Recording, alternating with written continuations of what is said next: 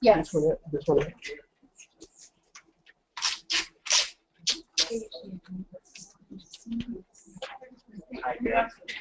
Good evening, everybody. It's 6 o'clock, and we have an hour, maybe an hour, 10 minutes, and I'd like to stay with the program. If you have any questions, please let me know. Otherwise, we will take all the questions afterwards. I'm very impressed with the turnout, and I know that we have several people on a webinar simulcast. I think this is the first time we are trying that in the district. So I have been a little anxious to know that everything would go as planned, but it looks like it. So thank you so much for being here tonight and helping. No problem. My pleasure. This is a global grant management seminar. It is a seminar that is required by the Rotary Foundation if you and your club are planning to apply for a global grant in the Rotary year 17-18. So thank you again for being here. I have a little video I want to show you. I just came back from Guatemala a couple of months ago, and in that connection, we had a gentleman from the Rotary Club of Milwaukee that brought some equipment along. He is a retired photographer and filmmaker from National Geographic. It was a low-budget movie, so there's some actors in there that really shouldn't be there, but we had to go low cost. So if you want to just click, it should come up by itself. Yes, I did. You want the lights?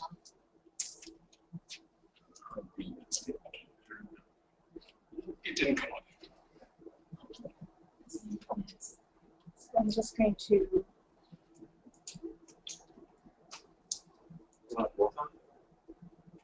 No, it would be. You're right. Click maybe. Medium or Show you the picture. Trying to.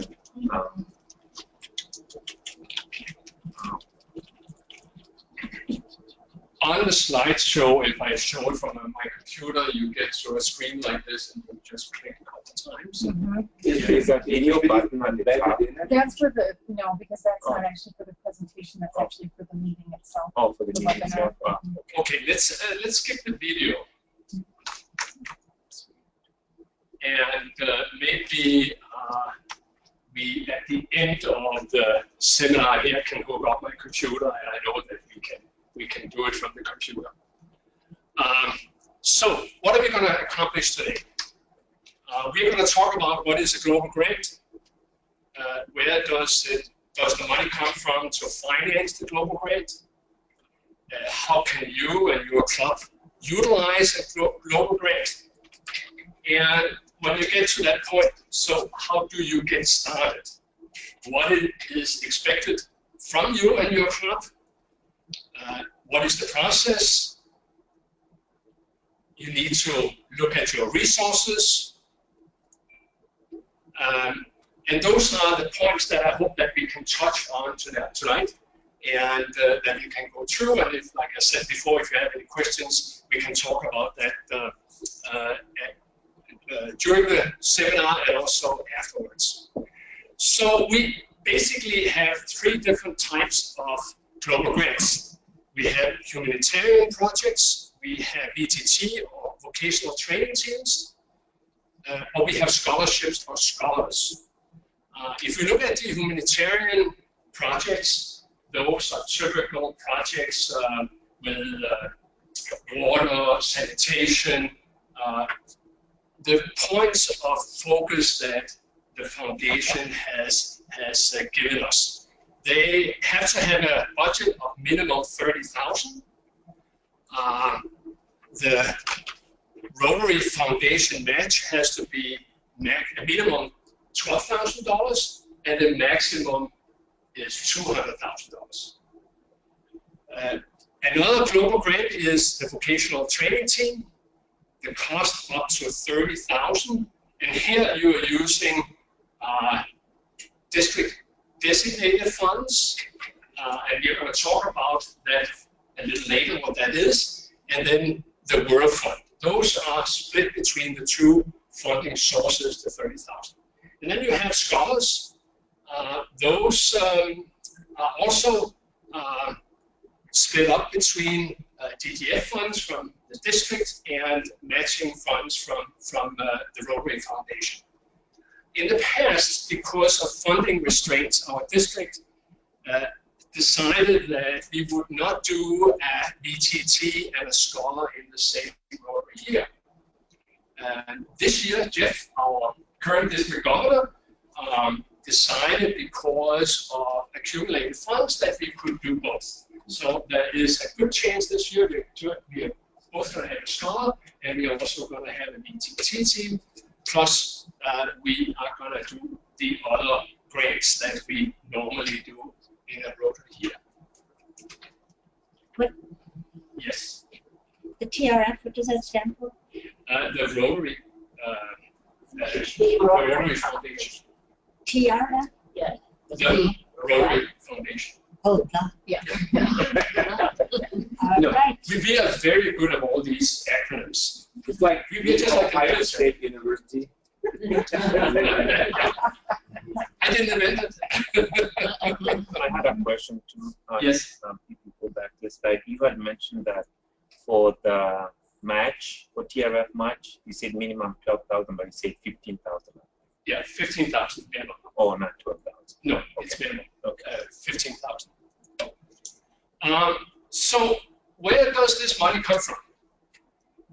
And that's why it is so important that we all the time, all of us, talk about the foundation, because if we don't donate money to the foundation, we are not going to get any money back to distribute to grants. So I preach to you that you need to do every return every year $100 at least.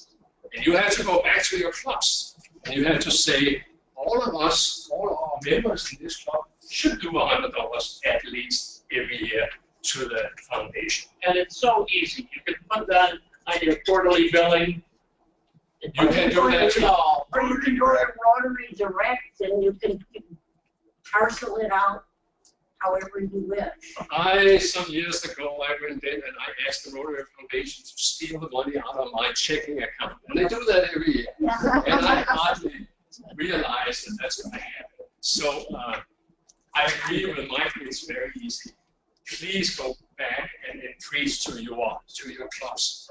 And every time that we have an opportunity to meet somebody in the district, we need to talk about the foundation, because without that, this is not going to happen. So we can also ask people to become a Paul Harris Fellow. It's very inexpensive. It's only $1,000. You don't have to come up with that money at one time. You can do it over a period of time. As a matter of fact, $100 or more that you give here accumulates, and you get a Paul Harris Fellowship. So please think about donating to what is called the annual fund or the World Fund. Those are the money, or that is the fund the money comes out of. So what is district designated funds, DDF? It's something that a lot of us think is a mystery, but along the way we learn when we talk long enough about it. The amount is based on the district's contribution to Rotary's annual fund 3 years earlier. So when you donate in this Rotary year $100, for example, 3 years from now, that $100 is available. The district will get 50, and the foundation, the annual fund, will keep 50, because that 50 is what they match our DDF funds for. It doesn't come out of the blue. What happens in the 3 years is that the money is invested, and the proceeds from that money is used for administration. So we can almost say, with a little caveat, that every dollar we give to the foundation is spent on programs. That is not 100% true, because They do take a little bit more out these days for administration, just a couple of points, because of the low interest and return environment that we have in the capital markets, which I'm sure all our 401k plans can testify to. At the end of the 3 years, like I said, 50% comes back to the district, and that is what we call DDF fund or share funds. Yes. On the previous slide, there was looked like World Fund and the annual fund are the Same thing. But on this next slide, you use it differently. Well, the annual fund, World Fund is the same thing. What should we be using when we tell people? Because it's Same confusing. Annual fund. Annual fund, okay. Annual fund. More Okay. straightforward thing. Yeah. When you read the article, for example, in the materials, you will Talk about you find let's design annual fund is a good name, because that is what we do. Annually, we give to the foundation. Next. So here is the budget and budgeting for this Rotary year. What happens is that around July 1, it is determined down to the penny what kind of DDF 50% that our district has available. And that is based on the 2014 contribution. So this year it was approximately 130,000. Oops, did I touch the screen? And then we had carried forward $58,000. That is money that wasn't spent in prior years. That's a rather large amount. So Jeff decided that we needed to spend some of that money, and therefore, if you look at the rest where we are spending the money, district grants got 50,000, a little more, I think, than we normally do, but that's the amount that pretty much fit to the number of grant applications that we have in district grants. We have some specialists here on the floor that can talk more about that, but that's not for today. With global grants, we got 60,000. Typically, we get 50 or 45, but we got an additional $10,000 to use. So thank you so much. It was also decided that we were going to have a scholar and a VTT team, both with $15,000. 10,000 was set aside for a contribution to Polio Plus, which is a different bucket that has nothing to do with the annual fund, and $5,000 for Peace Center contribution. And then we have here a little slush fund where we still have 32,000 left, which is a good thing because we could risk that somebody comes up with a really, really brilliant idea.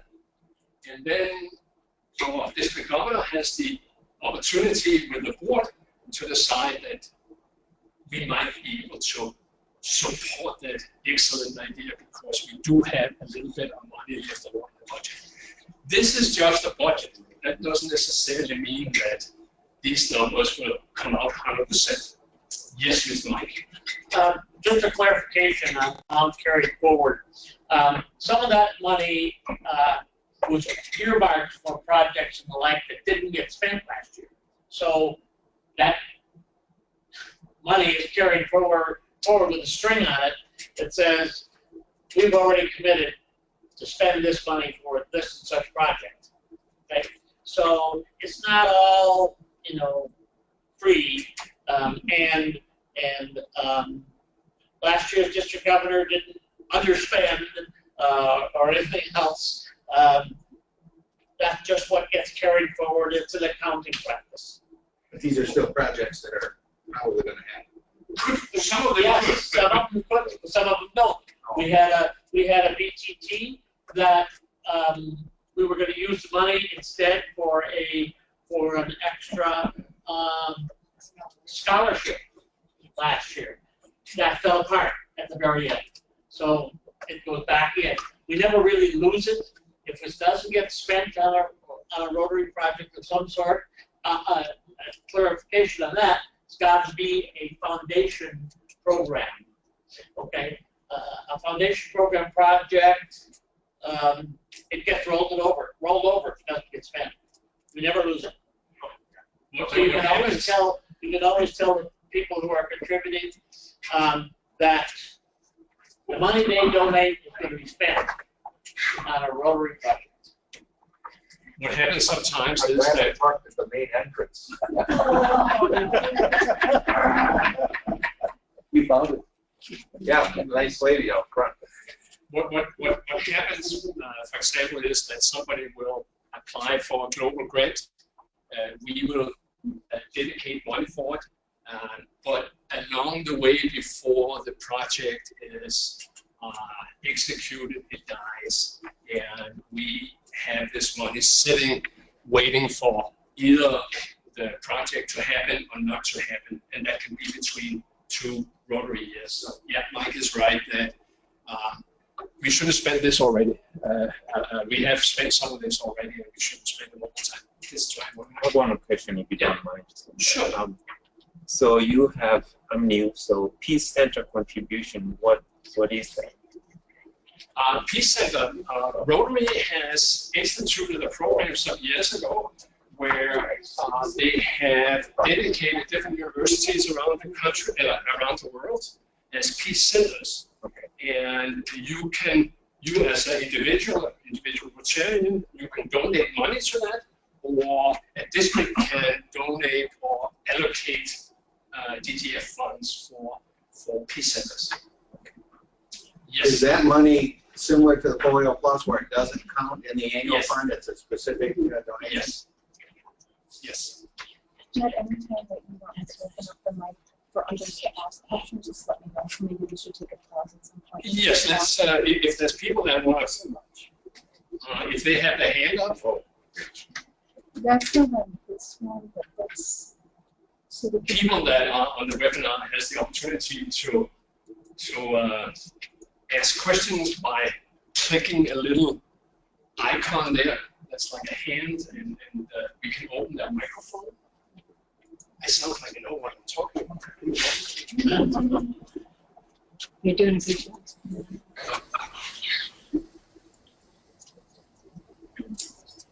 some I of think them might be if they raise their hand, you see that hand right Yes. there? It would actually be one of the columns there.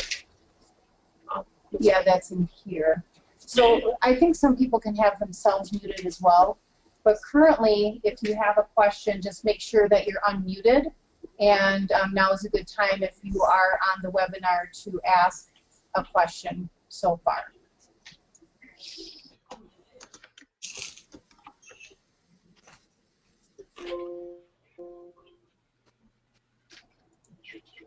Otherwise, you will have an opportunity at the end of the session here to ask questions.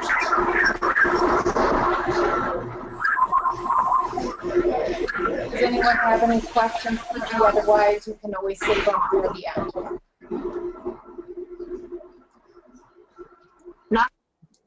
Let's continue.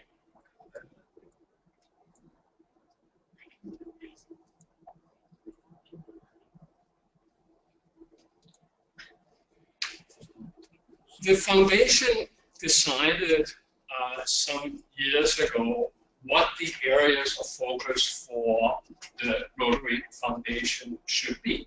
Meaning that when we look at projects, the projects that they will fund has to fall within these areas of focus. So we are talking about peace and conflict prevention and resolution.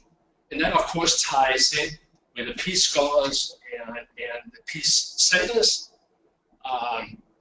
disease prevention and treatment, water and sanitation. That's a big one, and that's something that our district is doing a lot of. Maternal and child health, basic education and literacy, and economic and community development. So when you look at a project, you need to make sure that the purpose of the project falls within these areas of focus. And a little trick, I have seen projects where they say, oh, if we can kind of hook onto 3 of these, the foundation will be impressed, and they will grant me a lot of money. Don't do that, because it becomes too complicated. You will have to go through a process with proving to them that you are actually making a difference in that community on 2 or 3 of these that you have picked out. So don't do that. Make it simple and take the major area that you are working in, for example, water and sanitation, and say, this is my focus area, this is where the money is being spent. If it turns out that that also helps economic development, perfect, fine, no problem. But in the application process and processing of global grants, make it simple. Next. So, what do you do as a club? What should you look at when you start looking at a project? If your club say, we would love to have a project, we have some money to spend, and we have some energy, we have some members here that are interested in international service. So how do we go about it? Where do we start? The club has to sign a memorandum of understanding. That is a form that you can find either on the district website, or you can find it on the foundation's website at Rotary.org. What is the club's responsibility? You have to have a committee. You have to have a committee of 3 people. You have to designate a responsibility for each of these 3 members. You are, as a club, responsible for the funds that you have been granted or will be granted. You have to avoid conflicts of interest. You cannot do a big cement project in Kenya if you're the one that is selling the cement or shipping the cement.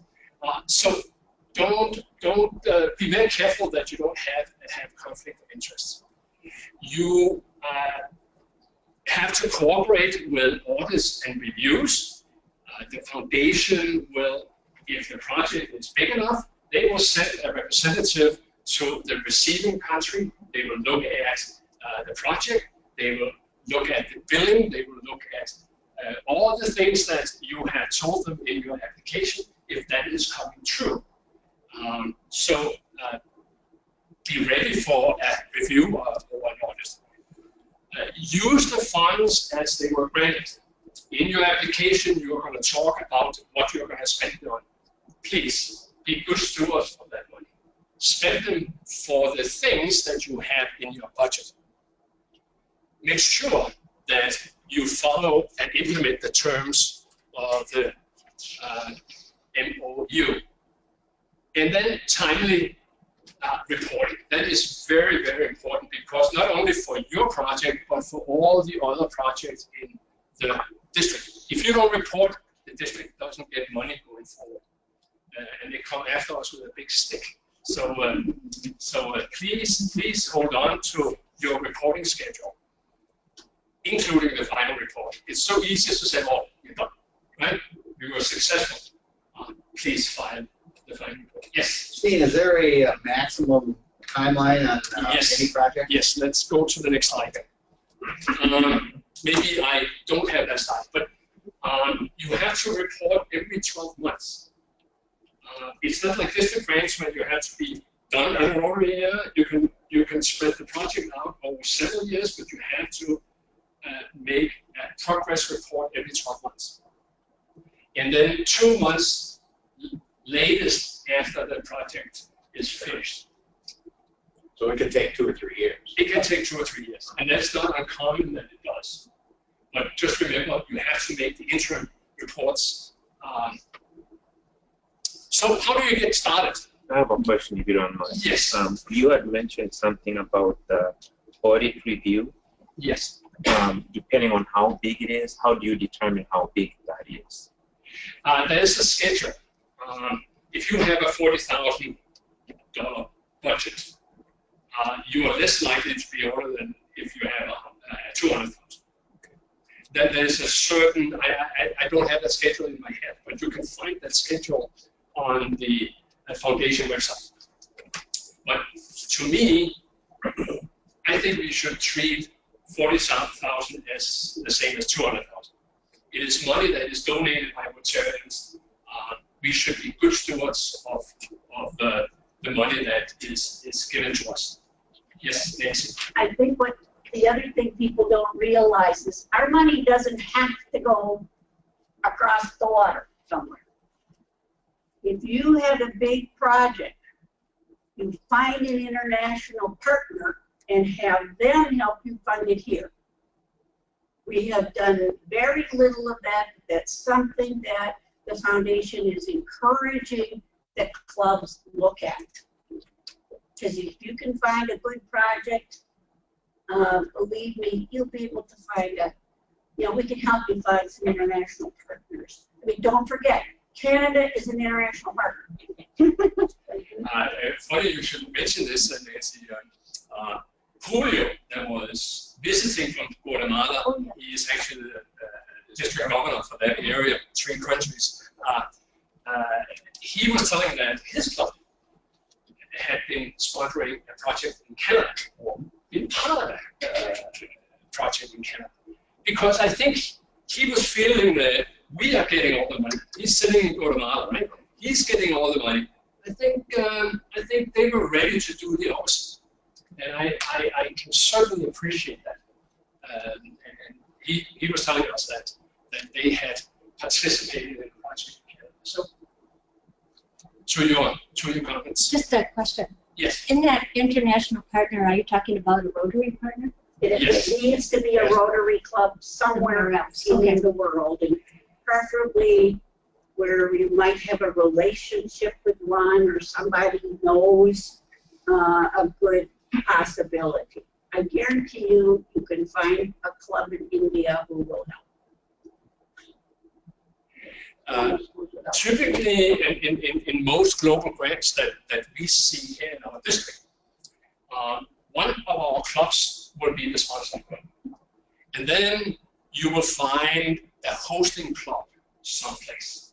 That can be any place in the world, India, Zambia, Guatemala, Argentina, all over the world we have global grant projects. So you have to have a Rotary club here, and you have to have a Rotary club in the receiving end. And it is very, very important that you have good communication with these clubs. Today we have the internet, which is a tremendous help. I remember when we were sending off letters, and it would take 4 months before we got an answer, even if they were quick to answer. Today it's so much easier because we have the internet. But it is very important that you get a relationship. And global grants, international service is all about relationships. You need to know these people. You need, the best thing is if you can visit, or they will come here. So you get a personal relationship. So when you have issues, and you will have issues when you do these projects, that you can pick up the phone, or you can send them an email or text, and you get something back, some understanding, because you had a relationship with these people. And Rotarians, they're just like us. They're good people all over the world that are willing to help. But our cultural differences sometimes get in the way. So it is very, very important that you have a good relationship to the people that you work with, because they're the ones with their communities that are receiving our help and our projects needs to make the assessment. They are so important in determining if it is what we are suggesting is something that they need. Too many times, Rotary has gone in and, with the best of intentions, started a project, put equipment, put machinery in place in an area where it cannot be supported going forward. No spare parts, no education to fix it. And where maybe cultural differences doesn't make it viable. And there's a lot of examples of that. So we helicopter in, we do the best we can, and we feel good about it, and we helicopter out. and what we did was not sustainable. And therefore, it's so important that you work with your Rotary Club in the receiving end to make sure that the need is there and that the local community that is benefiting from it will buy into it and will be able to sustain it going forward when you're done with the project. And like I said before, use the appropriate technology. An old cloud that we used here 50 years ago might be the right thing to use in a project someplace else, where you have, like you saw in Guatemala, you have cornfields up the hill.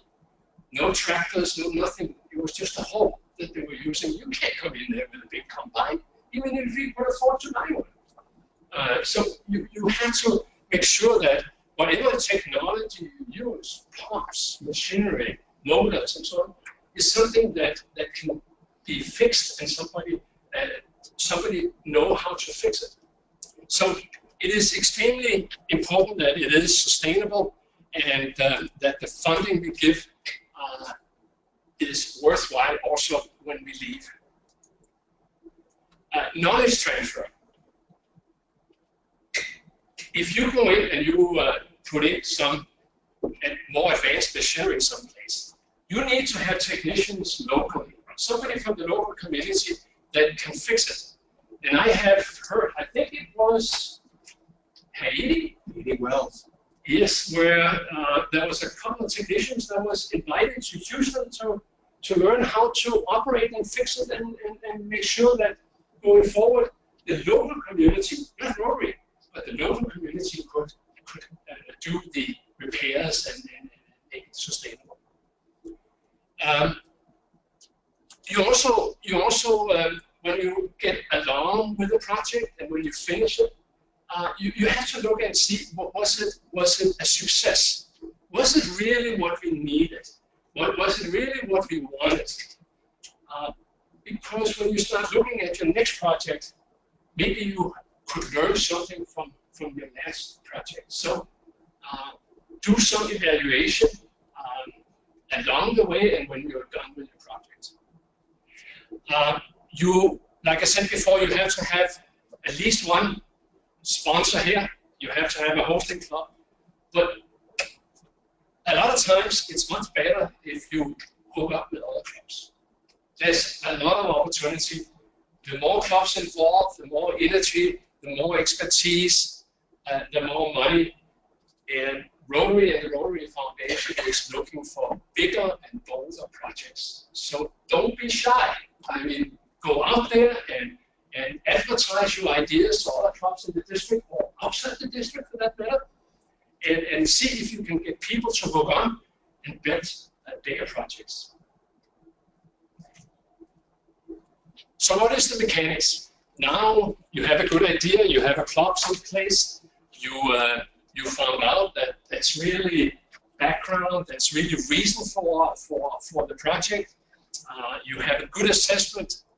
You go to the district website, and there is on your right side a tab that's called grants. And under grants, there is something called global grants. And if you click through there, you will find something called a preliminary information sheet. Before you leave, there's one over there. I never distribute stuff while we have the session because I am so boring to listen to, so you start reading it to have something to do. And so pick something up when you leave. But there's a preliminary information sheet. It's a one-pager, and you very simple describe the project, who's involved, what it's all about, and what your budget is. Not in detail. Project 40,000, and we are asking for 10,000, 15,000 DTF. You send that to me. You email it to me, and I will send it around to our global grant committee. We actually had a meeting on Tuesday night. We have 2 a year. That doesn't mean that if you send in a preliminary information sheet tomorrow that we have to wait half a year. No, I send it around to the committee members, and they get 10 days to give feedback. We are not the ones that are saying, oh, we like this, or we don't like that. We are not the judges of this. We are a committee that is supposed to help you make a global grant successful, not only in the funding process, but also when you have to execute. So we will look at it, we will see if it fits the areas of focus. We will look at it and see with our experience if we think that the foundation will eat it and fund it. If we have concerns, if we have ideas, we'll get back to you. Otherwise, the committee will say, yes, we are willing to dedicate, let's say, $10,000 TTF for this project. Please go to the foundation website and you start the process of entering the application on the website. After that is done, and the foundation, there's a person at the foundation that will look at that after you submit it, and they feel that this looks like something that we are interested to look at, they will ask our district governor, Jeff, and Mike, our district foundation chair, to sign off on it, meaning that they are willing to spend the DDF funds that the committee had allocated for that. Now the foundation will start scrutinizing the project. And they will look at all the details, they will look at the budget, they will look at the assessment, and they will of course have experts, engineers, whatever it is, healthcare professionals, educators, look at it and say, is this viable in that environment? And if it is, they will accept it, and you can go on with your project. What is very important is that you make sure that you are meeting the terms and conditions. The terms and conditions is a document of 15 pages. You can find it under the same tab on the district website as the preliminary information sheet, or you can find it on the foundation's website. Read it through. It talks about not only the application process, but it also talks about what you're supposed to do when you are implementing the project and when you are supposed to report and what you're supposed to report. So ensure that you can fulfill those obligations, because you will be responsible for it going forward. I have a question on that. Yes. I printed that out, and there's what makes someone a strategic partner versus a cooperating partner? That could be a government agency. I know, for example, during my trip to Guatemala, we were visiting two mayors for two different municipalities, because we, number one, wanted them to be part of the initial cost. We also wanted to make sure that they didn't have other plans, because if we go in and put in a water line and they have plans 6 years from now to do the same, we will back off, right? We also want them to be part of the maintenance process. So it's very important that not only Rotary, but Long-term commitment. Long-term commitment and an understanding. Mm-hmm. Local community, municipality, Rotary, what we're doing, and if that's sustainable. Again, connections, yes. What are the challenges that come to play when you involve the other kind of parts of the government? Is, like, for example, you usually have to work with the Ministry of Health or Ministry of Water and Sanitation. It'll give you a big challenge. There's a lot of corruption that goes on. So if you are at a lower level where you're working with the community, it's usually you can vet the people. But there's usually handouts they ask for. There's things that they are not under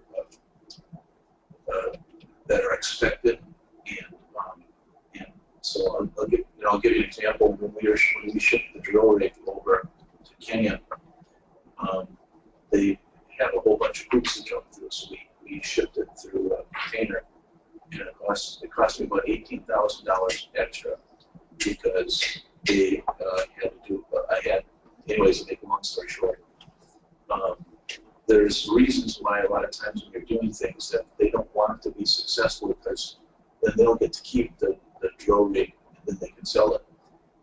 So what happened is I said, well, we're a nonprofit. We can take care of this and make this happen. And then we were able, if you can able not to pay that money, but in certain governments they'll say, well, we will own half of it. I mean, so there's a whole bunch of challenges that exist that when you're, I mean, I'm not saying that the municipality might not be easy to work with, but a lot of times there's a lot of challenges. But I think that's a very good reason why you have to be involved with the local people. Yeah, no problem. Yeah, absolutely. I think that's They sometimes can't, but they can. I think that's exactly right, because we do not come in with that knowledge. And one thing I'll say up front here, I'm involved in international business every day, and U.S. law prohibits any type of bribes or under the table or anything like that. So we under no circumstance can we involve ourselves in that. So I think it's very important. I'm sure what you're talking about happens, but that's why it's so important that we connect with the local people that has the connections, that have the understanding, has the cultural background for what happens in that country. What I was trying to say though is the locals sometimes can't overcome these challenges. Yeah. You think that they can, but often they can't. So I think you have to be very careful in to what level of involvement you get. You know, you want to go through the proper things. So, for example, we had to permit the well drilling equipment. We have to do certain things, you know. But sometimes you can get so heavily involved in getting everybody involved that it will completely torch your project, and you'll get into some really big, crazy situations. And I'm just saying, there's a lot of corruption. I'm just trying to warn people. There's a lot of corruption in most of the places that you go in the third world.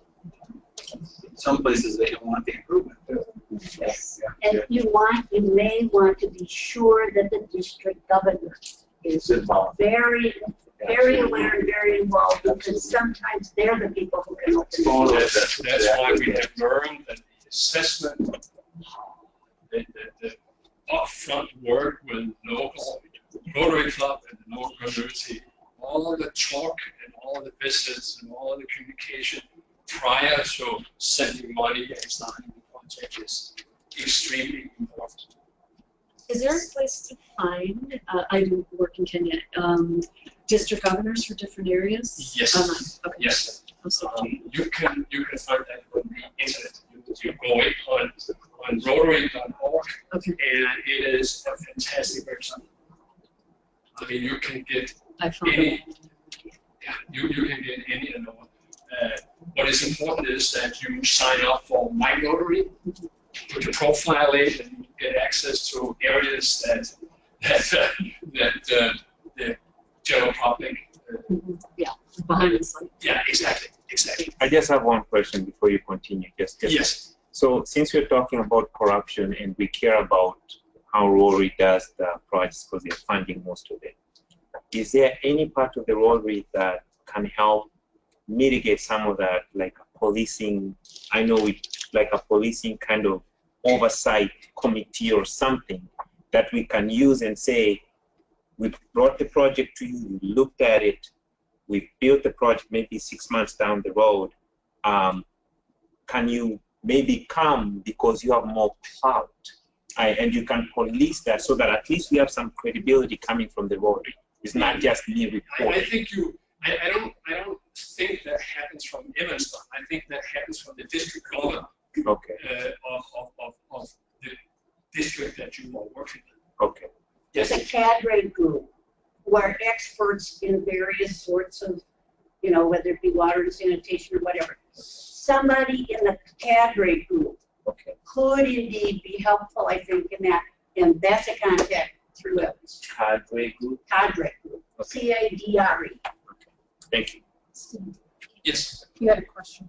Steen, what approximately is the time frame for these two bullets?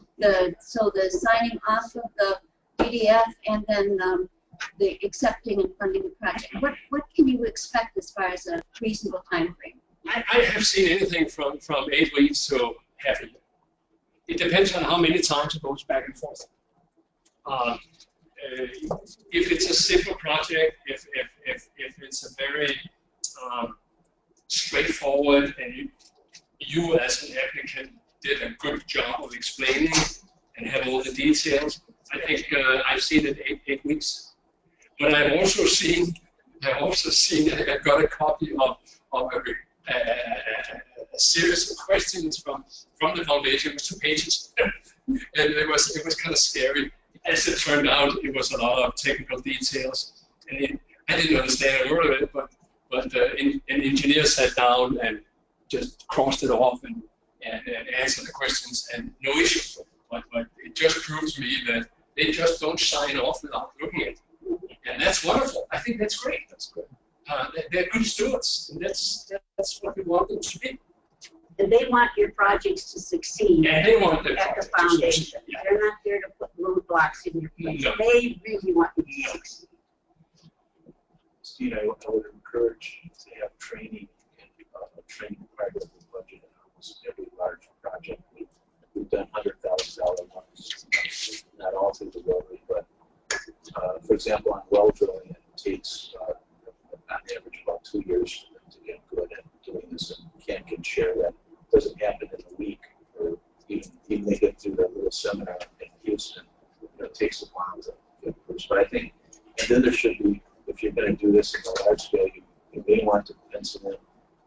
We brought over $10,000, $20,000 on trips for the locals to come and visit. That's exactly what happened. And you're going over there. That's exactly what happens. And Rotary will accept a certain amount of money for training and travel like that.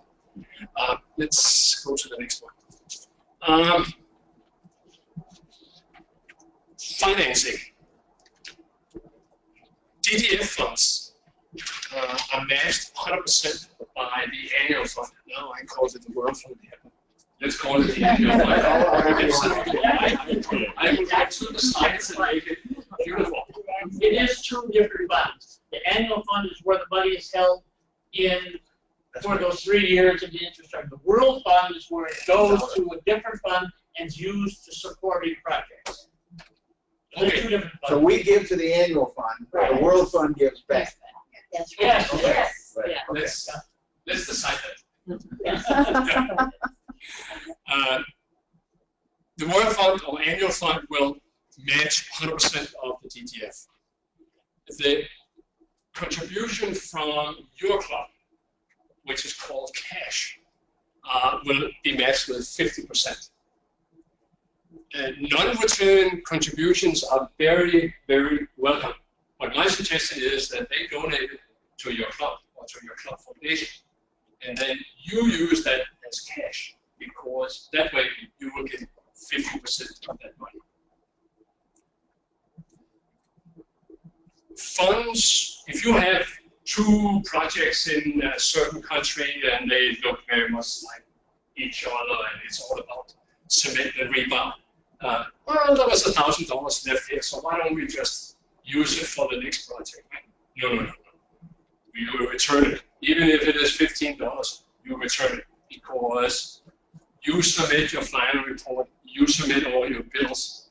If there's money left, it goes back to the foundation, and you will get money for your next project. So we have to be very much aware of that. We cannot move money from one project to another. Also, people get credit. If you have members that donate to a project, you will get credits towards Paul Harris Fellowship. That can be another way to entice people to help along. Yes. Can you put the signage in your project for this project? I think there's a smaller amount for that. 500 or less. Yeah, I think there's a smaller. I know there's a provision for that. You're required to. But don't put the neon lights in there. I don't think that's what it's. Yeah, okay. Just a sign with a wheel and the Yes. contributor. Yeah. which is fun to see when you come places and all of a sudden, here's a bridge, right? And here's a Rotary sign. It was some Rotary club 15 years ago that built the bridge. That's kind of fun for us Rotarians to see. Yes? I just have a question. Yeah. The crediting the donors, how is that done? I've never heard of that before. So like if someone in our club contributes to a project that we've gotten approved, it has to go through the foundation. And how, is that on the website? I've never seen Through the it. annual fund. Through the annual It has fund. to go in under the individual's name into the foundation for them to get credit. Otherwise, if you lump it all together and it goes in the club, the club gets the credit. How is it going to get back to the club then? Oh, you mean for the project? Yeah, I mean, okay, somebody says they'll contribute $1,000 to a grant that we've gotten approved, a member from our club. He said it can also be, get credit for the Paul Harris. I have never seen a way to do Jeff, it. If I understand you correct, every time donations made to the annual fund, you make a donation to the annual fund, you're a Rotarian, you have a club, so you make a donation to the annual fund, you're credited, but the club with which you're associated is also credited for that donation. So that's how the club gets credited and you get credited. I get that, but I want the $1,000 to go to a Kenya project in our club. Designated, you're saying. I think on the form it How is says it designated at I think on the form it's Yeah. designated for a project. So that doesn't go into the 3-year waiting period annual fund, it goes right to specific project. I think it's right on Okay, the form. so like there's like annual fund and then somewhere down Annual there. fund, polio, there are different boxes you can check. And I think there's a. There's a box one you can check. there? Okay, so I just haven't gotten all the way Yeah, down. you Okay. gotta go down a ways. If you give more money, Dorothy, you can check everything. I can only suggest you test it out.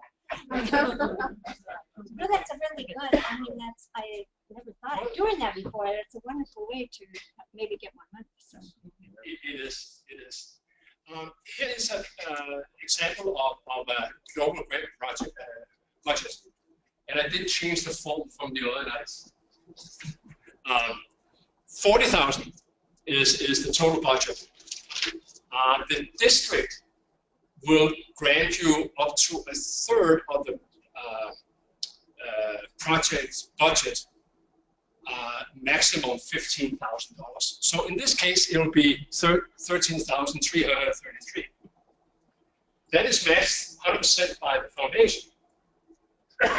In order to reach the 40, the club will have to come up with $8,889. That is then matched as cash 50%. And then there is an administration fee here that unfortunately they had to put in place a couple of years ago because of the low interest and return environment. It wasn't enough that we invested the money for 3 years. What's the 5% of what? Of the cash. Oh, okay. How does 13 relate to the 15 then, which is the minimum? Didn't you say? Yes. Let's say that the budget was 45,000. So you need to fix it again. No. Up to a third. If this is a third of, oops. So the minimum match is 15. No. No. Maximum is 15. Sorry. Next thing. Oh, yeah, that's the EDF. Okay. I'm sorry. Exactly. But, bigger and bolder, bigger budgets, but still maximum 15,000 from that. Can you go back? Hey, Steen, there's a question just so that it helps clarify for people. It says, so like, if international sponsors are required to provide at least 30% of the total sponsor funding, so would this not be okay because they only did 89? That's not really 30% of the 40,000. I'm just trying to understand what's a contribution. That I don't get. Requirement. I'm reading your D here. This is an international sponsor. The handout that you didn't want us to look at. Oh, okay. If you're only contributing 8,900, you wouldn't be contributing 30%. So I'm just trying to make sure that I don't know what they're trying to do. I'm not sure where you. international finance are required to provide at least 30%. So if you use that, the 30% would be the sponsor contribution. Also 30%. Yeah, I'm not sure. I have to look at. I can explain that right here. Is the DDF from that district considered that international sponsor? Yeah, that could be. That could be. Is that club cash? Is that both the host and the sponsor club? Yes. And a lot of times, what happens is that the host club cannot afford to participate, and so people say, "Give us $100," and then somebody in the club will just take $100. So it all works out. And how is that done with denominations? Whether it's rate exchange. That is something I'm going to talk a little bit about here, because you have to have a contingency fund. Because you are sitting today making a budget, and you are buying cement and rebar in a foreign currency. And right now the dollar is sliding. Okay, so 2 years from now, or even 6 months from now, that conversion rate can be different. So you need to build in some kind of contingency amount, and Rotary accepts that because they're very much aware of that. Especially when you get to countries in the third world, sometimes you have fairly large differences in a very short time. We can look at South America right now, several countries there. This we don't have to go into. This was the 5% that was more interesting a couple of years ago when that was implemented. So let's get to the next one. Project planning. We talked about the 3 people. You need to make sure that the members know their responsibility and just say, "Oh, I'll be a member." You have to determine the funding sources. You have to develop a realistic budget. You have to implement plans for the goals and how you measure that you reach those goals. You have to have a documentation, retention plan. All these things has to be in your mind when you start a project. So, get the copies of the bills and so on from the hosting country. And you have to have a contingency plan. If something happens like a currency slide, if all of a sudden some political situation happens in the country, you need to think about that. Of course, you can't foresee everything, but you need to think about what can happen and set some money aside at least to see if you can mitigate that. Partners, it's like I said before, you can find other Rotary clubs to help you, not only with money, but also with expertise and connections. So look inside the district. We have met with a couple of years ago designed part of our website on the district, like District Showcase. Please go in and brag about your project on the District Showcase. And if you need partners, ask for partners. There's nothing wrong with that. Share responsibility for a project, share ownership. The best thing that can happen is that you get 2, 3, 4 other clubs that provide manpower and energy and money, and everybody gets excited, and we get to do more and better things in Rotary. You can go to other community-based organizations. There's a lot of churches, there's a lot of other organizations, NGOs that are doing good work in those countries. Not to continue talking about my Guatemala trip, but we have a very, very good cooperation with Engineers Without Borders. Fantastic when we get universities, Marquette, MSOE, University of Wisconsin-Madison, their departments, professors, students, designing the projects, traveling down, helping to implement them. Not only do we do something really, really good for the community, but we also teach the kids what it is to live in a world like that and go out and implement and build what they designed in the classroom. So there's a two-sided positive to working with other groups, and you can cut corners like that, because a lot of times they have the organization down there that together with the local Rotary Club can support these projects much better than we can all by our own self. So check the Rotary website, go in on a showcase. There's an idea exchange. You can read about grants, use the district showcase, and then your club, I'm sure, has social media, or you should have. You know, go in on Snapchat and Facebook and all these places and say, hey, this is what we do. This is exciting. Join us. You know, help us. If you have a good cooperation with Engineers Without Borders, I bet you could really get engineers in your community excited about it. Alumni from Marquette, alumni from Madison, to join and help, put money, expertise into it. Next. Financial management plan, you have to have a separate bank account. You have to track expenses and income. You need the paper trail. Have somebody that knows about accounting do it. Document retention, minimum of 7 years. Make copies.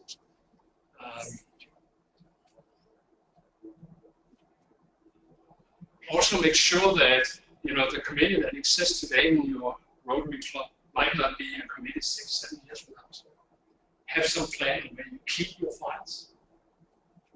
So, does it have to be a Rotarian doing all this, or?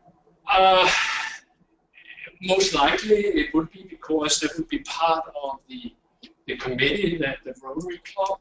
Okay. But I mean, I wouldn't be shy to ask an accountant someplace to help me.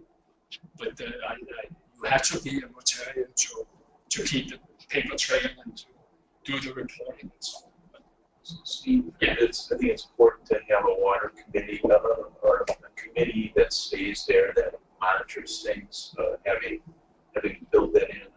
And that's always challenging because, you know, a lot of these people are in survival mode, you know, so there's not funds that, you know, you could maybe build some of that in. I don't know. But, you know, I think it's important to have some point. If you're doing health, you have healthcare committee. If you're doing water sanitation, you can have a committee there. But I think it's important for M&E purposes, monitoring and evaluation. Sure. That's exactly why Rotary requires sustainability as a part of your project. You have to know that it's going to continue, that it's going to continue to be supported. We are just about finishing up here. Reporting. On the website, there is a reporting function. That's where you file your interim reports, but also your final report. You will see all the questions there, but basically they're talking about who was involved, what activities, what is the evaluation, did you reach your goals, how was the funding spent, how many benefited and how. 12 months for the first report after the first payment, thereafter every 12 months, and then finally the final report latest 2 months after.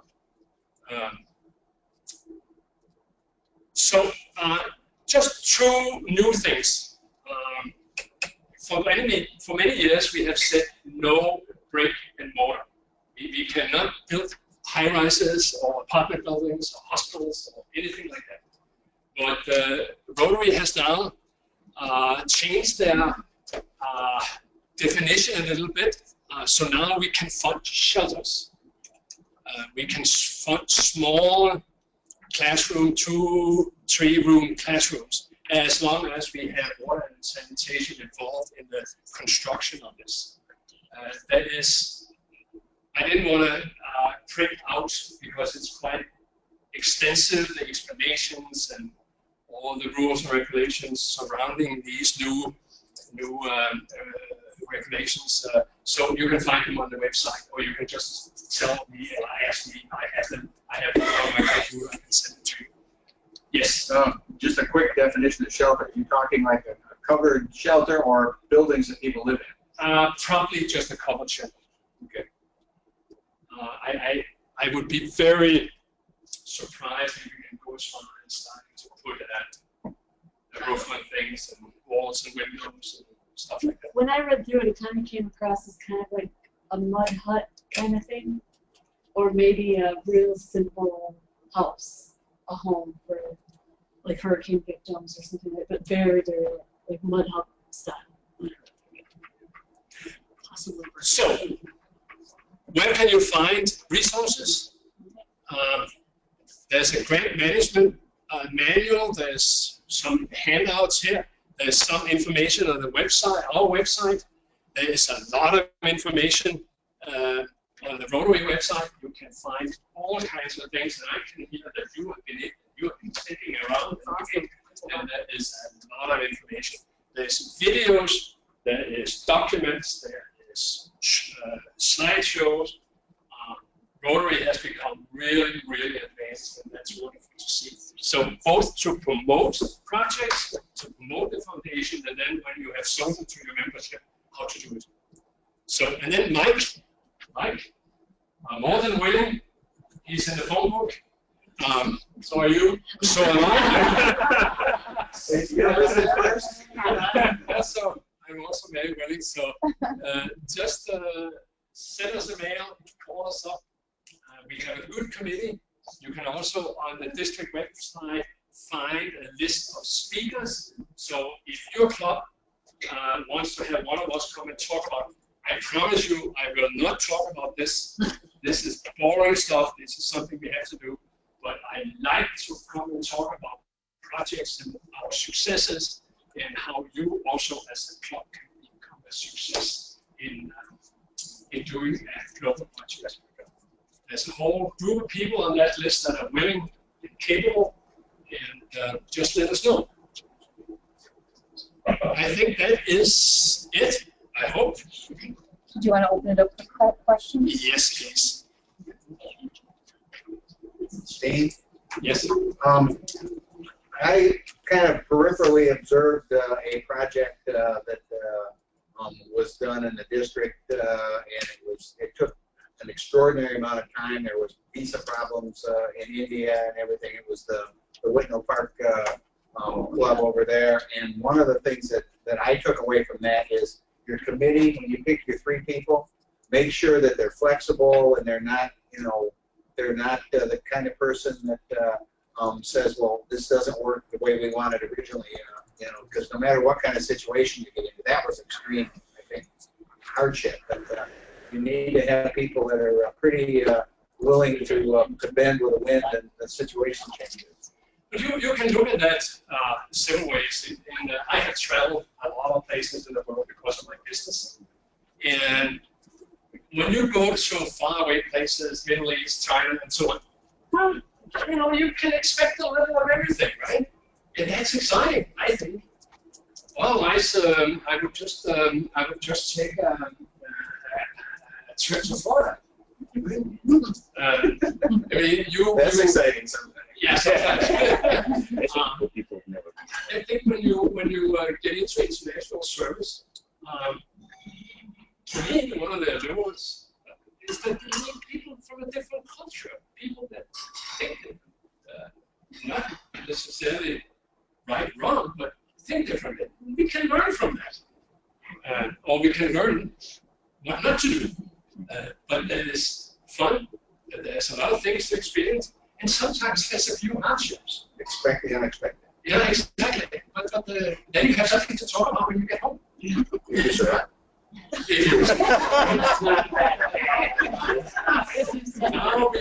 Now we're really getting it. The Rotary Club, the Rotarians will be sure nothing happens to them. Really, yes. Do you want to try to bring up that video? I have a question. Yeah, do we have any questions from the? Yeah, if you I have a question on via the webinar and have a question, I see John has his hand up. If you have a question, please feel free to ask it at this time.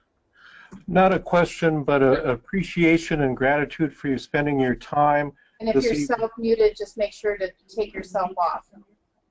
And sharing your experience and your information with us.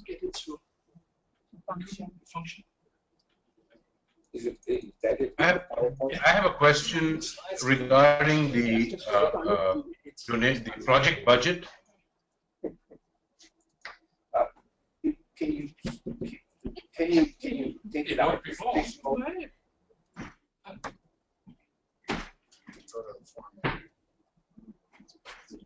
Otherwise, what we can do, I hope, is if you have just a little patience, I will. Get up on the screen there so we can see it. Yeah. Hello, can you hear me? Yes. Yeah. I have a question about the project budget, which is 40,000. That slide. There is a item there which says TRF 50% of cash. What does that mean?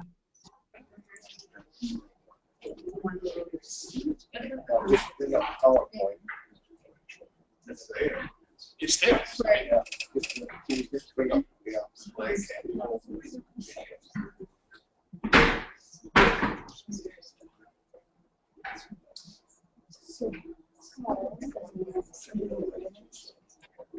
If you do Alt Escape on your keyboard, That should do it. That will try and hit. Oh, you just brought it up. Yeah, but he's trying to get out. Oh. This is a very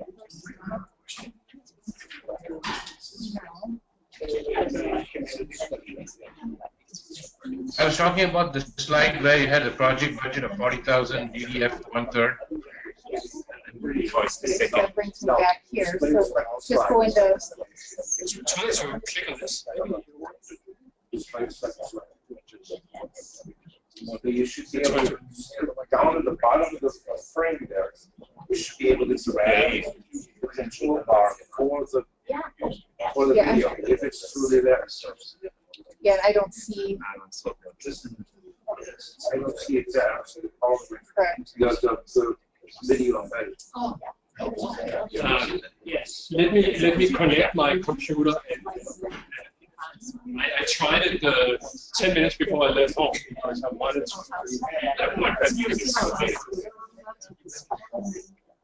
I don't see No, the controls. I don't think. No, Can't play. Okay, so if we can. You want your. Yeah. Do you have it on your stick? Yeah, I have it on my stick. Your laptop projects on that. Yes. Yeah. If there's a. Hello?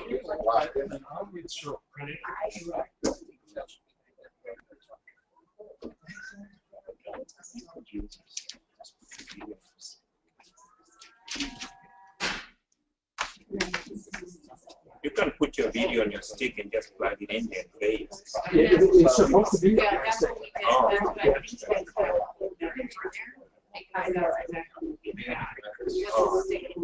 Oh. You try to recognize it? Okay. If we don't have a connection here, I will have to show it within the people on the webinar. Don't have a keyboard. There's another keyboard back there. Just look like that. No. Yeah.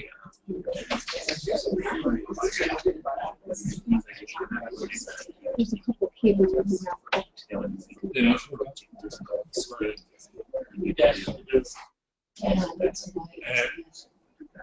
Where I work, we have a system like this, and there's a cable, and you can plug it in.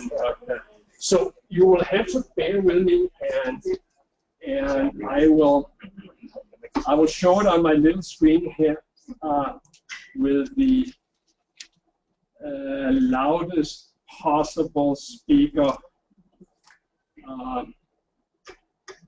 Let's see here.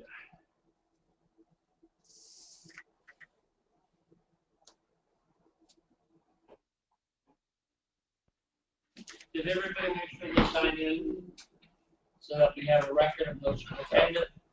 So that when you're Send it stock. Yeah, there are more people here that are signed. Yeah, that's so then you can, so if you put your, if you flip your laptop, everyone is watching. Yep, just, you can even, yeah, if that works. Just making sure that everybody's signed in. So pass it down. Now it just did. Yeah, yes. Everybody's front row. Did you all sign in? Yeah. But the webcam is on. Yeah, but it. Hello. I signed another sheet. Hello, can you hear me? Why are you using a webcam? Hello? Yes. Hello? We didn't. Some of us. We'll find it. This guy. Yeah. This one sheet.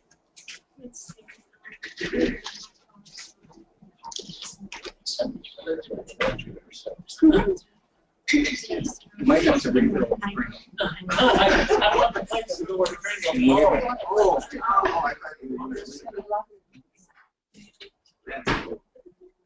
Are you going to bring it up?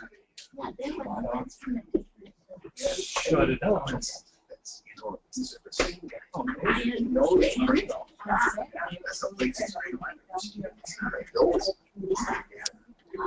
Hello?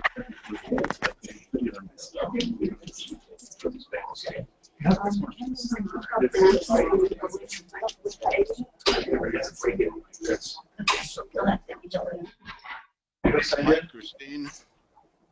Is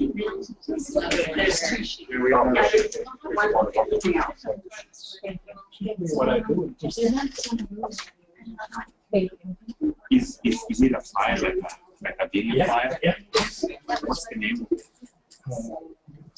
I have it on my desk.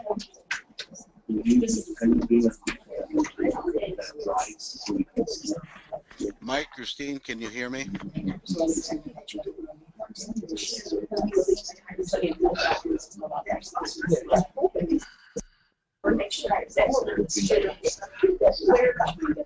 you hear me? Well,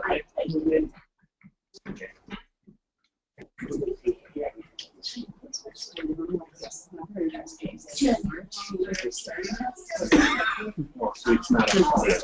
You don't have. no, I'm sorry. Somehow we lost it.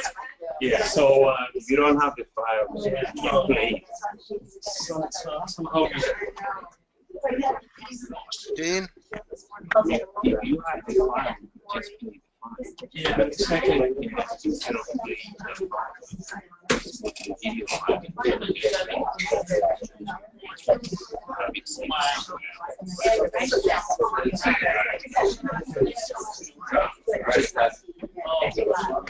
Mike or Steen?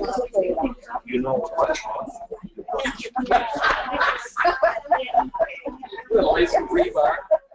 What's the concrete? Okay. What's the you can do that.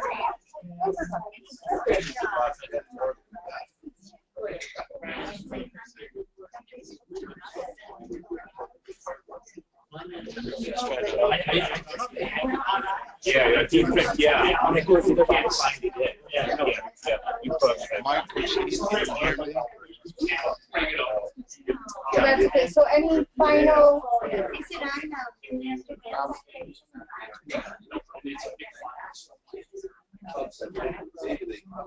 so any questions so we can make sure that we're ending on time, but I did unmute, so if there's any questions and you're sitting at your computer, please feel free to ask at this time. I don't have any. In there, so they have to register and sign in, so once they sign in. Okay, well, I thank everyone for attending. Thank you. Thank you, Steen. And Yeah. basic.